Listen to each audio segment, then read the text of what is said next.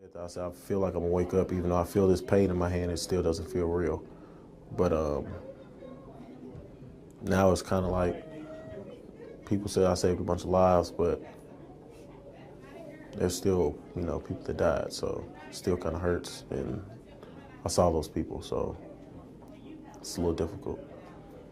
I just see you look tired. Yes, sir.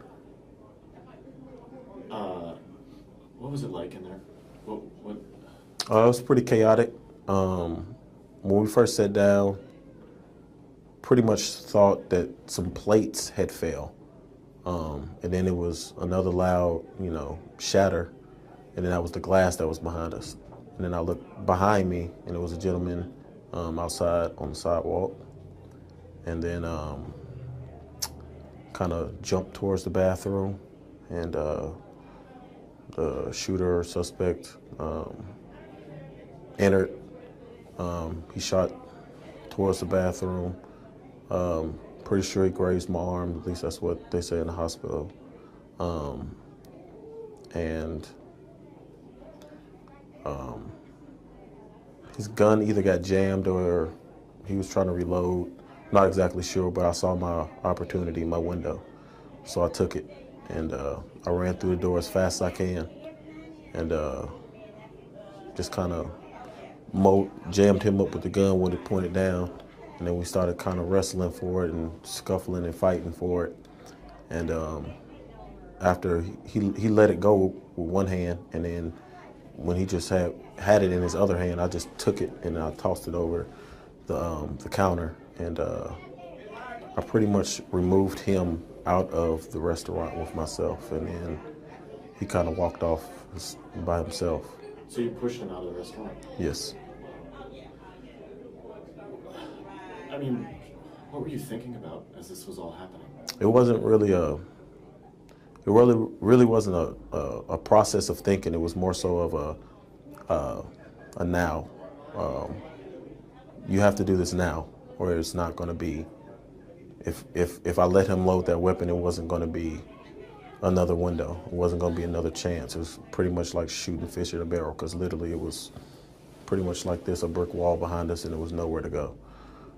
So I knew if I could, I'm bigger than him. That doesn't mean I could take the gun, but my adrenaline was rushing, so I was pretty sure I could. So I figured out if I could get the gun from him, I might have a chance. So got it, threw it over the counter, and then it worked. It worked out. Gigantic if, but it worked out. And then did he run from the Waffle House at that point? I'm not exactly sure if he ran. It was like a trot, walk, run, but yeah. As soon as your confrontation, he left? Yes. Without the gun? Yes. Did you get shot too?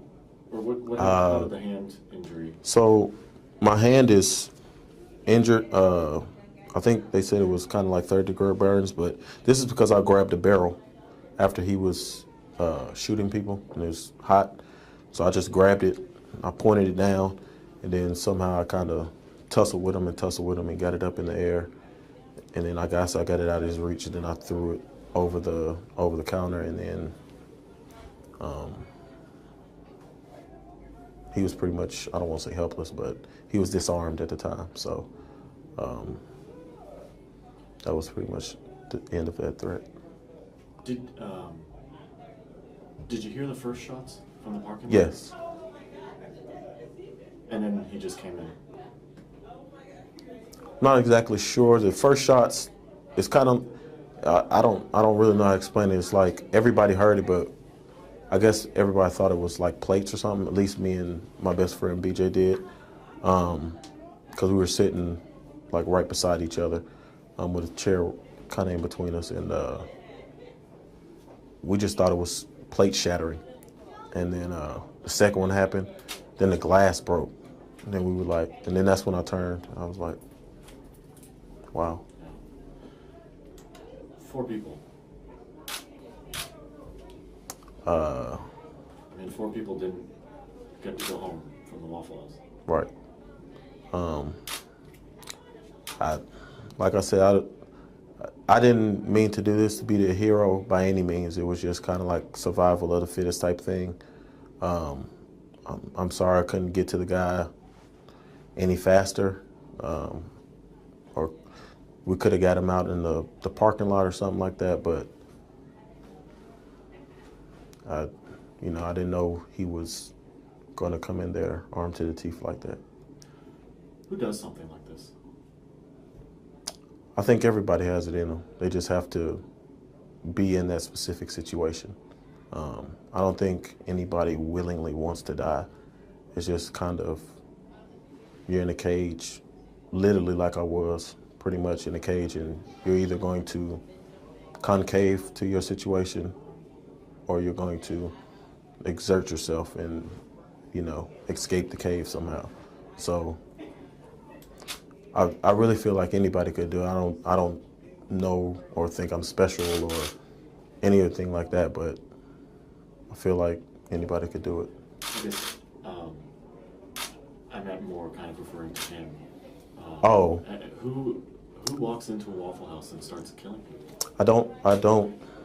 I was having that conversation with my father, and pretty much I said that could be somebody's neighbor, and he could be saying, whatever his name is every morning, hey, good morning, whatever your name is, and you would never know. You would never know, and then the next morning you'd be like, that's my neighbor that did that. So, I don't think there's a certain height, a certain race, a certain religion that does it, a certain anything. I just think it's, if somebody wants to do something evil enough, if they're in that same cage that I was talking about and they can't get their expression, they can't get their emotions out in a constructive way, then it's going to destruct. And it can, most of the time, it's going to be hurtful to not only that person, but the people around them. And unfortunately, I didn't know him, so I don't think anybody else knew him. So I'm pretty sure it hurt the environment and society all around him. And why would someone do something like this? I don't know.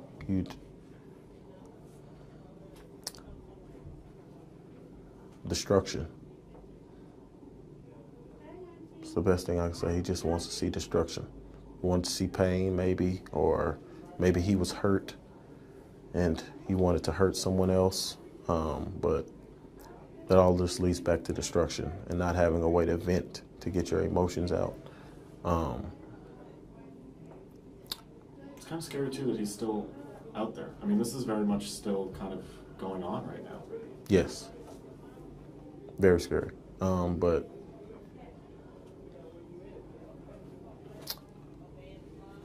hopefully he gets apprehended. He was naked. I would assume that would have some kind of advantage for the police because he can't really run on bare feet. And If he was naked? Huh? He was completely naked when this happened? No, he had on a olive green jacket, but his feet were, from bottom down he was, so I don't know. So there's something going on there. It's just, there's obviously I don't know.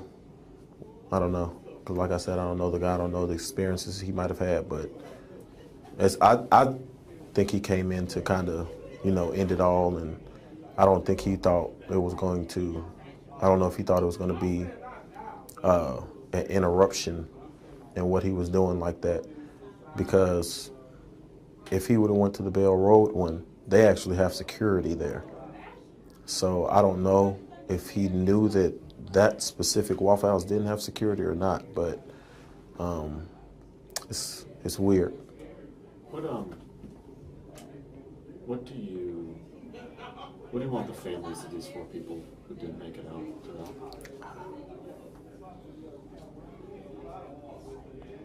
know? What would you say to them? I truly apologize for this individual's actions. It was no way for me to know that he was going to do that. I'm sorry for your family, your loved ones. I'm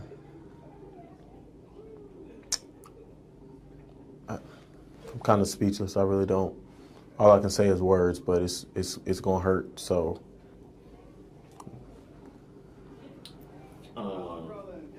this didn't happen but 8 hours ago, and here you are this morning in church. Why are you here? Perseverance. You have to be strong. I can't let this character's actions stop my progression in life. I feel like I'm stronger in this moment, and I'm going to move past this moment, no matter how big this moment is, because it's only a moment. And just like that moment when he was trying to restock his gun or put a different magazine in it or whatever, it can be interrupted. And through perseverance, I know I can move past this moment, like I said, and be stronger than it. So I came to church just to hear the word, because I don't know how many bullets I possibly could have missed or dodged. Like I said, one did graze my upper right elbow, and I mean, he shot through the windows, pretty much centered up close to where we were sitting, not exactly on, but it was just good to hear the word.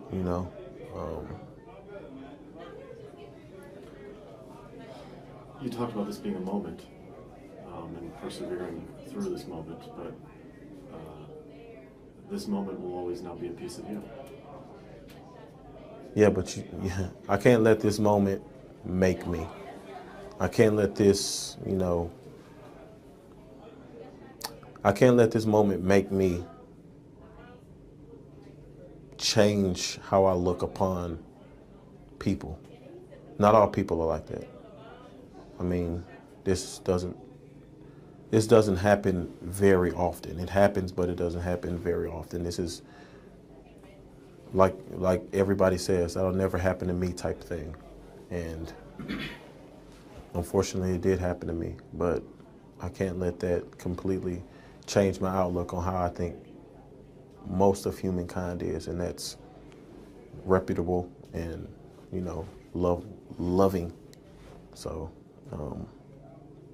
Where had you guys been prior? What were you doing? Were you out last night, or were you just... Yeah, we went out to a bar last night. Just in town? Yeah, no, it was out. It was out in Antioch. And just getting some food on your way home? Yeah, like I said, we went to a different Waffle House off of Bell Road. There was a lot of people.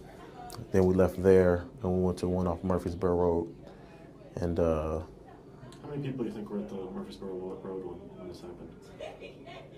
Was it pretty busy? Or? let's see, 8 was shot, including the employees and stuff, Yeah. probably 20-ish. That's a lot of people. Yeah. I mean, this could have been much different. Yeah, that's what the paramedics tell me, but it's still a loss, and for people that didn't have to, so much life was lost, and it doesn't seem, there's no reason for it, but I don't know. Do you consider yourself a hero? No, I just consider myself, I was, like I said, in that cage, and I had the opportunity to either act or not act, and I chose to act, because either way, in my mind, I saw, if I don't act, it's death. If I do act, I have a stronger possibility of living than just letting him come through the door. So I just see myself like as a regular guy. Yeah. Jason, obviously we talked this morning. How are you working to cope? Because when we had talked this morning, you were still processing. You were still trying to figure things out. So I think he said it's only been like 8 hours. I'm still processing stuff. I mean, it's still very fresh. Like it hasn't been a day yet, so it's still very fresh. It's still on my mind. It's on the radio. It's on my phone. And now that it's out, that I was the customer or patron that actually tussled with him and got the gun free and threw the gun and disarmed him. It's kind of even more amplified on my end because now it's like this person wants to either talk to me, make sure I'm okay, or and that's not a totally bad thing. I'm happy that people are actually thinking about me, but you do need time, especially with a situation like this, to be in a space where you can deal with it, you can cycle through it. When I was 22, I actually had a friend died at East Park, and he died in my hands. He had an over-enlarged heart, and that was a big thing. And it's somewhat similar to that, but is nothing similar to that, because a lost life is a lost life. But I still need time to deal with it, and 8 hours isn't going to do it. What's the outrage? Tell me a little bit more about that outrage. It sounds as if people have really come around you. So I have I don't know, about 10 or 12 members of my fraternity here. My best friend is here, who was also at Waffle House during the shooting. I just they saw me. They saw me after Tennessee and released it, or even before that.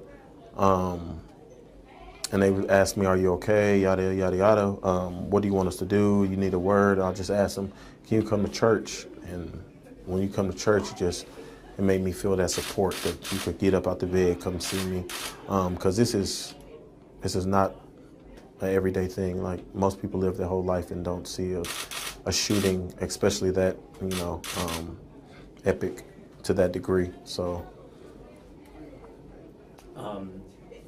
No, okay, I was just going to ask you to hold up your hand for a second. Oh. Just keep it there. So that was from when you grabbed? Grabbed close to the barrel of the gun. It's actually burnt in this little region here of my hand. Yeah, because it was just discharging. So it's burnt pretty much up here, and then it's actually wrapped here into here. So I didn't realize it would be that hot. Did you? Didn't care. Yes. It was the last thing on my mind was the hot. I just need to get the gun from him. And so I'm looking at your fingertips there. Yeah, they're pretty swollen. And is that just the skin burned off? No, it's not burnt off. It's puffy. It's inflated.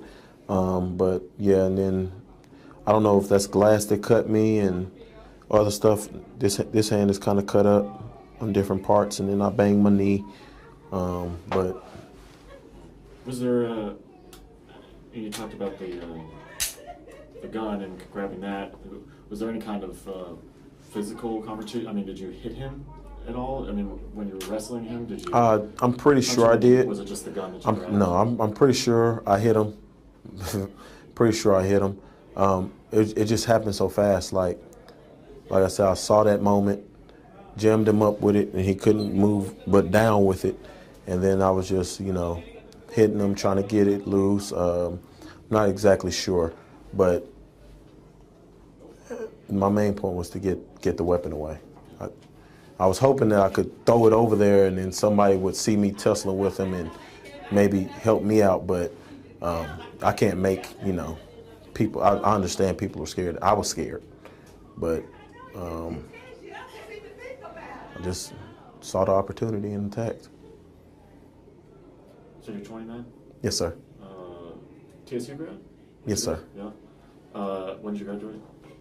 20. Well, I didn't graduate. I had a child in 2014, and then I went to Brightwood University, and I got my electrical technician degree from there. So your dad too? Yes, my dad's a TSU graduate. Your dad? Yes, I got a 4-year-old. 4-year-old? Yes, sir. Oh. So were you thinking about? Yes, Boy or girl? that was girl. Her name is Brooklyn. Brooklyn. Gosh, you must have been thinking about her too. Like, Yes. I didn't. It really didn't hit me until I got in the ambulance, and he one of the guys that was in the ambulance actually said he was like, "Are you got any kids, anything like that?" Because he was taking my pressure, and he wanted me to have a small talk and ease it. But that was the first time I cried.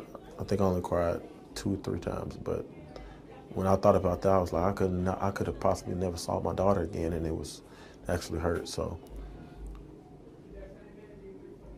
Have you talked to her this morning? yes, I have. She fortunately or unfortunately, depending on how you look at it, she's in Chicago. She's seeing her uncle's about to have his daughter, so she's up there for that. But she'll be back soon, and I can't wait to, as you can imagine, kind of hold on to her and hug her and love on her a little bit.